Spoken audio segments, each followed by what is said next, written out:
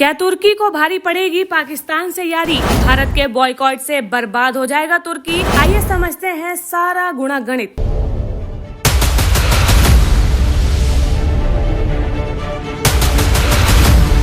भारत और पाकिस्तान के तनाव के बीच तुर्की को पाकिस्तान का साथ देना भारी पड़ता नजर आ रहा है। तुर्की के पाकिस्तान को मदद देने की वजह से भारतीयों में काफी गुस्सा है और भारत में बायकॉट तुर्की की मुहिम भी तेज हो गई है। इसका असर भी देखने लगा है। एक और जहां व्यापारियों ने टर्किश सेब का बहिष्कार करना शुरू कर दिया है, तो वहीं ट्रैवल प्लेटफॉर्म्स ने भी तुर्की अजरबैजान की यात्रा न करने की अपील की है। चर्चित उद्योगपति हर्ष गोयंका ने ट्वीट कर कहा कि भारतीयों ने तुर्की और अजरबैजान को 4,000 करोड़ रुपए ज्यादा पर्यटन के जरिए दिए हैं, लेकिन आज ये दोनों देश पाकिस्तान के साथ खड़े हैं। कई प्लेटफॉर्म जो है तुर्की की फ्लाइट्स और होटल की बुकिंग को सस्पेंड कर रहे हैं। तो चलिए समझ लेते हैं कि भारत में चल रही जो ये मुहिम है इस मुस्लिम देश में किस तरीके का। सबसे पहली बात कि भारत जो है तुर्की के लिए एक उभरता हुआ टूरिज्म मार्केट बन चुका था। 2024 में ही 3.3 लाख भारतीय पर्यटकों ने तुर्की की यात्रा की थी, जिसका प्रति व्यक्ति औसतन खर्च $972 यानी कि तकरीबन 83,000 रुपए रहा। यानी कि भारतीय पर्यटक ही तुर्की को करोड़ों डॉलर की आमदनी दे रहे थे। लेकिन अब भारत की जो प्रमुख ट्रैवल कंपनियां हैं, जिसमें कि इक्सिगो, इजी माई ट्रिप और कॉक्स एंड किंग्स ने जो है तुर्की की सारी बुकिंग्स पर रोक लगा दी है। Travel agents association of India यानी कि TAI ने अपने सभी सदस्यों से कह दिया है कि वे तुर्की के टूर पैकेज का प्रचार न करें। टूरिज्म से तुर्की को 2024 में 61.1 अरब डॉलर की कमाई हुई थी और इसमें भारतीय पर्यटकों की हिस्सेदारी सबसे अहम रही थी। दूसरी बात कर लेते हैं, तुर्की की फर्म और कंपनियां कम से कम 5 राज्यों जैसे कि गुजरात,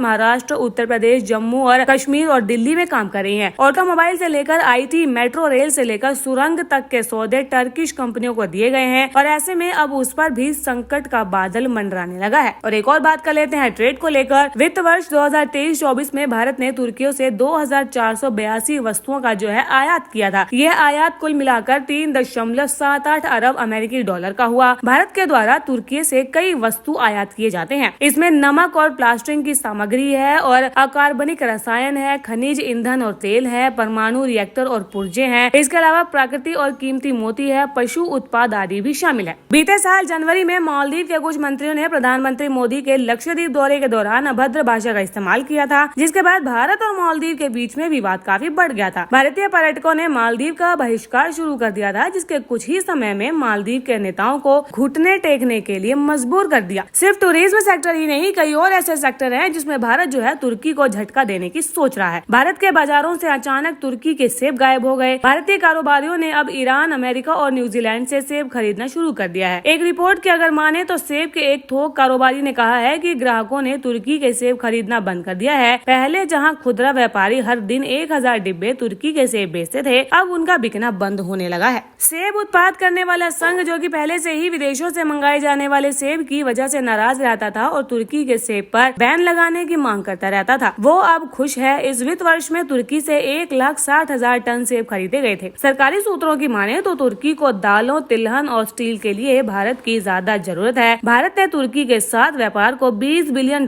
तक बढ़ाने की योजना बनाई थी, लेकिन सरकारी सूत्रों की अगर माने तो भारत तुर्की के व्यापार संबंधों को खत्म करने की योजना बना रहा है। भारत के सरकारी सूत्रों का तो ये भी कहना है कि सरकार एक ऐसे देश से बातचीत नहीं कर सकता जो कि आतंकवादी देश का समर्थन करता है। सूत्रों ने कहा है कि तुर्की के हाथ खून से सने हैं और बहुत ही जल्द सरकारी एक्शन भी हो सकता है।